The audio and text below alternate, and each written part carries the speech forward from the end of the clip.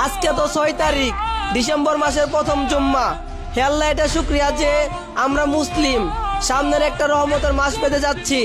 হে আল্লাহ, এই জুম্মার দিনে আপনার কাছে একটাই চাওয়া, হে আল্লাহ আপনি কাউকে রহমতের মাস থেকে বঞ্চিত করিয়েন না। সকলেই বলি আমিন।